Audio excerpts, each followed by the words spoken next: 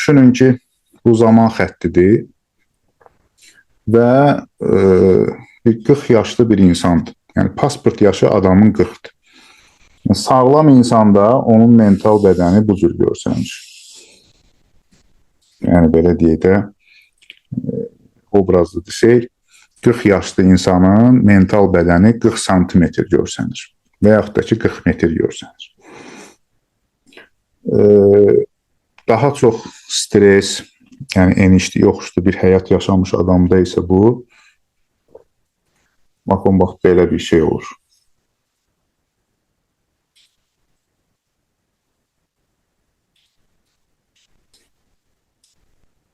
Yəni onun mental bədəni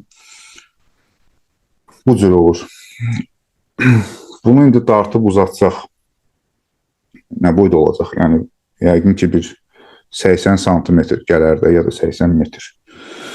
Yəni kim ki insanın mental bədəni onun pasport yaşından 3 dəfə artıq olanda, yəni bunun uzunluğu, mental bədənin uzunluğu 3 dəfə artıq olanda artıq insan ölür, dözmür.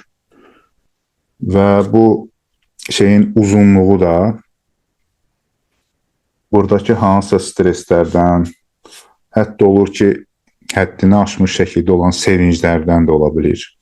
Yəni olur da ki, insanlar görmürsünüz, yəni ki, sevinib dünyasını dəyişib. Yəni, sevincindən ölüb. Yəni, bunlar belə insana pis təsir eləyə bilir. Emosional olaraq o həddlər var, onları aşanda insan qırılır. Yəni, bax, buradakı problemləri hamısını həll edib, belə kəsib bu şəklə salmaq lazımdır. Ki, insan görürsən ki, hansısa bir insan uzun müddət ağır rejimli bir işdə işləyir. Sonra işdən çıxanda, təqaüdə çıxanda, yaxud da ki, nə bilim, bir istirahətə çıxanda görürsünüz ki, onda bir cavanlaşma olur, bir gümrahlaşma olur. Həmin o məsələ budur, uşaqlar. Yəni, burada hansısa problemlər başlayır həll olmağı, bu kəsilir, o gəlir, yavaş-yavaş yığılır olur, öz yaşında görsənməyə başlayır.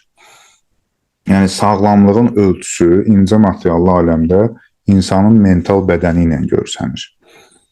Kimdə ki, bu uzundur, o daha çox xəstədir və onun, belə deyim, alnındakı qırışlar da onu, belə deyim, göstərə bilir. Yəni, ümumiyyətlə, üz, insanın siması, oradakı qırışlar və s. birbaşa mental bədənlə bağlıdır. Yəni, bunlar hamısı bizim təcrübələrdə var ki, insanın şəkli və insanın mental bədəninin şəkli. Bunlar hamısı bir-birinə düz mütənasibdir. Sağlam ruhda sağlam bədən olur. Tərsinə yox. Bədəni müxtəlif stimulyatorlarla, nə bilim, bütün günü idman zallarında keçirməklə, qaçmaqla sağlam saxlamaq olmur. Daha doğrusu ruhu saxlamaq olmur. Bədən ruha tabidir, ruh bədənə deyil. Bədən müvəqqətidir, ruh isə əbədidir. Ona görə də bunların vaciblik dərəcəsi də bu şəkildədir. İlk növbədə ruh, ondan sonra şəxsiyyət, ondan sonra bədən. Yəni, bunlar bu mərtəbədə yerləşib. Yəni, bioloji olaraq biz dünyaya gəlirik. Bioloji olaraq dünyaya gəlməyimizdən ötürü ruhumuz ora enerji ayırır, işıq ayırır, belə deyək. Bioloji dünyaya gəlirik, ondan sonra şəxsiyyət formalaşır. Amma bütün bu siklların içində ruhumuz həmişə bizləndir ki, biz o prosesləri keçə bilirik. Ruhumuz olmasa mümkün deyil. Biz elə ana bətnincəcə dünyamızı dəyişərdik. Yəni, heç bu dünyaya göz belə aça bilməzdik. Can sağlığı paketimizi əldə edərək sağlamlığınızı dava-dərmansız və ən qısa zamanda bərpa edə bilərsiniz. Ətraflı məlumatı videonun açıqlama bölməsindən oxuyun.